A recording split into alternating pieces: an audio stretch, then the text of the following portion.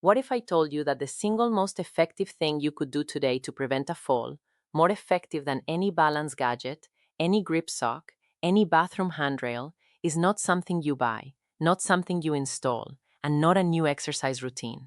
The answer is simpler than that. It is a change in how you walk. One small specific adjustment to a movement you have been doing your entire life and almost certainly doing wrong for the last several years without knowing it. After 26 years of working with adults over 70 as a physical therapist, I have seen this pattern more times than I can count. A person comes into my clinic after a fall. They feel confused. They feel embarrassed. They say, I was just walking across the kitchen. I wasn't doing anything unusual. And they are right. They weren't doing anything unusual. That is exactly the problem because the way they walk every single day has quietly become dangerous, and nobody ever told them. Today, I am going to change that for you. I am going to show you what is most likely happening in your walk right now, why it is putting you at serious risk, and the one simple change that can begin protecting you immediately, starting with your very next step. No equipment, no gym, just one adjustment that could genuinely save your life. Before we dive in, if you haven't subscribed yet, I recommend you hit that button and turn on the bell so you never miss another health tip made just for you. If you enjoy this video, type 1 in the comments. If not, type 0 to let me know how I can make better content for you. The problem Shufflegate. Let me the problem. Shufflegate describes something to you, and I want you to think honestly about whether this sounds familiar. Imagine someone walking down a hallway. Their steps are short, much shorter than they used to be. Their feet barely leave the ground with each step, sliding forward in a low shuffling motion rather than lifting cleanly off the floor. Their upper body is leaning slightly forward.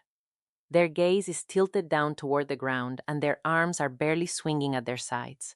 They are moving carefully, deliberately, because somewhere in the back of their mind, they are aware that the floor feels less trustworthy than it used to. This is called a shuffle gait, and it is one of the most common walking patterns I see in adults over 70. It develops gradually, so gradually that most people do not notice it happening at all.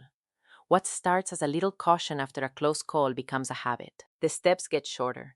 The feet stop lifting. The posture shifts forward. And what feels like careful, safe walking is actually one of the highest risk movement patterns your body can adopt. Here is why.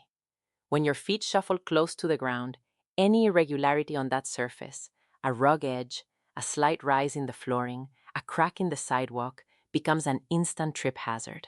There is simply not enough clearance between your foot and the floor for anything to go wrong without it going very wrong.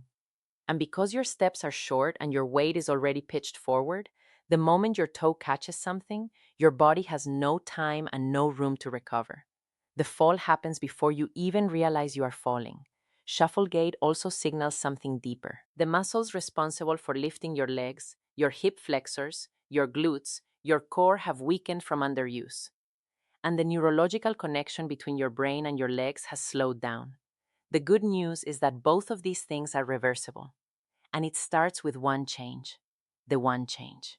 Heel strike, the one change, heel strike. The change I want you to make is this. From this moment forward, every step you take should begin with your heel. This is called a heel strike, and it is how human beings are biomechanically designed to walk. When you are young and your gait is natural and unguarded, your heel hits the ground first with each step. Your weight then rolls forward through the arch of your foot across the ball and pushes off through your toes to drive the next step. It is a smooth, continuous rolling motion, and it is one of the most efficient and stable movement patterns the human body produces. But here is what happens over time. As the muscles weaken and confidence in our balance quietly erodes, that heel strike disappears. The foot starts landing flat, or even toe first in a pattern that is shorter, lower, and far less stable. We stop rolling through the foot. We stop pushing off. We start shuffling. And with every passing month of shuffling, the muscles that produce a proper heel strike get weaker and weaker because they are simply not being asked to work.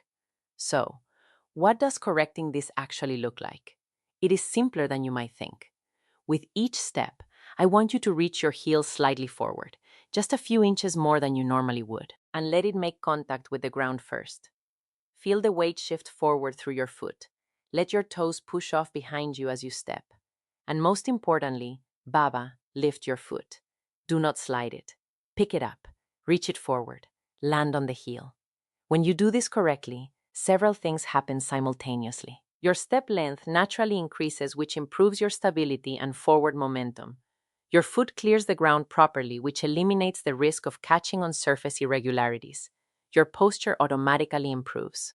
The heel strike pulls your weight back and upright out of that forward leaning shuffle position, and your hip flexors, glutes, and core are suddenly being asked to work again, which begins rebuilding the very strength that protects you from falls. One change, one adjustment, but it triggers a chain reaction throughout your entire body that begins working for you rather than against you with every single step. Now, let me show you 5 exercises that will make this new walking pattern feel natural, automatic, and strong. Exercise, no. Exercise 1, conscious heel strike walk. Why it matters. Before anything else, you need to practice the heel strike itself slowly, deliberately, and with full awareness. Most people who have been shuffling for months or years have genuinely lost the motor pattern of a proper heel strike. The neural pathway that produces it has faded from disuse. This exercise rebuilds it by asking your brain and your legs to practice the movement correctly, repetition by repetition, until it starts to become automatic again. How to do it? Find a clear hallway or a long open space along a wall. Stand at one end with one hand lightly touching the wall for safety if needed. Begin walking, but this time think about nothing except your heel. With every single step, consciously reach your heel slightly forward and let it land first. Feel the contact. Feel your weight roll through the foot. Feel your toes push off. Take 10 steps forward this way. Turn carefully using small marching steps and walk back 10 steps. That is one set. Complete 3 sets. Rest for 30 seconds between sets. What to focus on? Slow down significantly for this exercise. Speed is the enemy of relearning. The slower you walk, the more conscious control you have over each step and the stronger the neural signal you are sending to your brain. Think of this as reprogramming, not just walking. Progress tip. Once you feel comfortable with the heel strike on flat ground, try it on a slightly different surface. Carpet versus hardwood, for example. The slight variation forces your nervous system to adapt and generalize the pattern, which is exactly what you need for real-world safety. Exercise No.2, Exercise 2, High Knee March. Why it matters. One of the most direct consequences of shuffle gait is that the hip flexors, the muscles responsible for lifting your leg with each step, become progressively weaker. When they are weak, your foot clearance drops. When foot clearance drops, every rug, every threshold, every uneven surface is a potential trip. This exercise specifically targets those hip flexors and rebuilds the lifting reflex that keeps your feet safely above the ground with every stride. How to do it. Stand behind a sturdy chair with both hands resting lightly on the back for support. March in place, lifting your right knee toward your chest as high as you comfortably can. Then lowering it back to the floor with control. Then lift the left knee. That is one full repetition. Complete 15 repetitions on each side, 30 total lifts at a slow, deliberate pace. The lift should feel effortful. If it feels too easy, you are not going high enough. What to focus on? Stand tall throughout. Do not lean your upper body backward as your knee rises. Keep your torso upright. The lifting work should come entirely from your hip, not from momentum or body lean, and control the descent just as carefully as the lift. The lowering phase is equally important for building the eccentric strength your leg needs when your foot returns to the ground. Progress tip. As this becomes easier, practice the march while moving forward slowly through your hallway, lifting each knee before stepping, then placing your heel down first. You are now combining this exercise directly with exercise 1, which is the closest simulation of proper walking you can train at home. Exercise No.3, Exercise 3, Stride Length Walk. Why it matters. Shuffle gait shortens your stride dramatically, often to half or less of what it was in younger years. A short stride is an unstable stride. It reduces your momentum, disrupts your balance rhythm, and forces your center of gravity into an awkward forward pitched position. This exercise gently challenges you to extend your stride length back toward a safer, more stable range, rebuilding the confidence and muscle memory that a proper walking gait requires. How to do it. Place 2 pieces of tape on the floor of your hallway about 18 in apart. This is your target stride length. Stand at one end. Take a step forward and aim to land your heel at or just beyond the second piece of tape. Then step with your other foot, landing the heel at the same distance. Walk the length of the hallway this way. 10 full strides, then turn and return. Complete 2 full lengths of the hallway. Focus entirely on step length and heel contact. What to focus on? Do not lunge or overreach. The goal is a comfortable natural extension of your stride, not a dramatic exaggeration. If 18 feels too far, start with 12. The distance matters less than the habit of reaching that heel forward with intention on every step. Progress tip. Over time, move the tape markers slightly further apart, half an inch at a time, to progressively challenge your stride length. Most people are surprised by how quickly. Their stride naturally lengthens once they begin training it consciously. Exercise No.4, Exercise 4, Slow Motion Walk. Why it matters. Speed is where proper walking mechanics break down. When we walk fast or even at our normal everyday pace, we rely on habit and momentum rather than conscious muscle control. For someone rebuilding a walking pattern, speed is the enemy. The slow motion walk removes speed from the equation entirely, forcing every muscle involved in walking to work independently and with full control. It is one of the most powerful neurological training tools available for relearning safe movement. How to do it? Stand at one end of your hallway. Begin walking at the slowest pace you can physically manage. So slow that each step takes a full 3 to 4 seconds to complete. Lift your foot, pause briefly in the air, reach the heel forward, lower it to the floor, feel the weight shift, push off with the toes, and begin the next step. Walk the full length of the hallway in this slow motion style. Turn carefully and return. That is one set. Complete 2 sets. What to focus on? This will feel strange. Slow motion walking is genuinely difficult because it removes all the shortcuts that habitual movement relies on. Every wobble you feel is your balance system being trained. Every correction your ankle makes is your nervous system rebuilding its responsiveness. Embrace the difficulty. It is the whole point. Progress tip. Try closing your eyes for 2 or 3 slow motion steps once you feel steady near the wall. This dramatically increases the proprioceptive challenge and accelerates the neurological adaptation you are building. Exercise No.5, Exercise 5, Obstacle Step Over. Why it matters. The controlled environment of a hallway is a starting point, but real life is full of obstacles. Rugs, door thresholds, pet toys, electrical cords, garden hoses. Every one of these is a potential trip hazard for someone with shuffle gait and low foot clearance. This exercise trains your brain and your legs to detect an obstacle, lift the foot high enough to clear it, and land safely on the other side, which is the exact sequence your body needs to execute in a fraction of a second when real life presents the same challenge. How to do it? Place a pool noodle, a rolled-up towel, or a similarly soft, lightweight object on the floor of your hallway. It should be about 4 to 6 in high. Stand a few feet back from the obstacle with a wall or chair within reach for support. Walk toward the obstacle at a normal controlled pace. When you reach it, lift your right foot deliberately, high enough to clear the obstacle with room to spare, and step over. Then lift your left foot and clear the obstacle completely. Continue walking a few steps beyond it. Turn carefully and return stepping over the obstacle again. Complete 5 passes in each direction.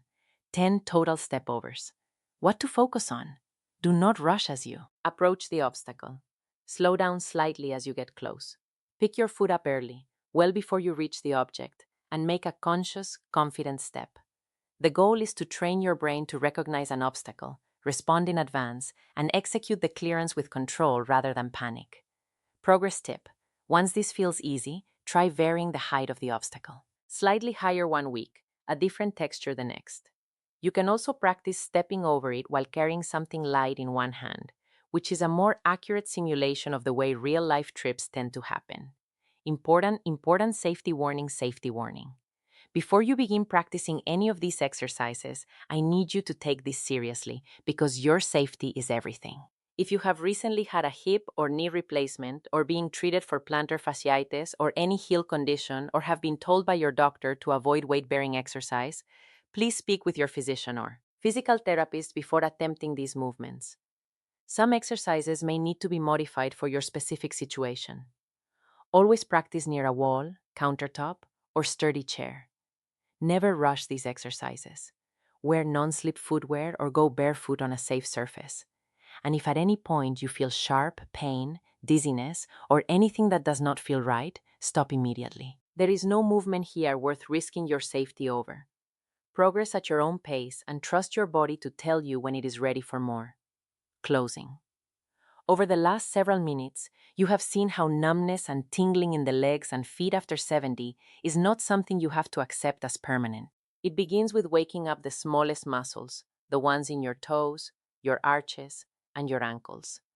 Then it moves upward through the ankle joint, the calf, and the full lower leg, rebuilding the circulation pathways that keep your nerves nourished and alive.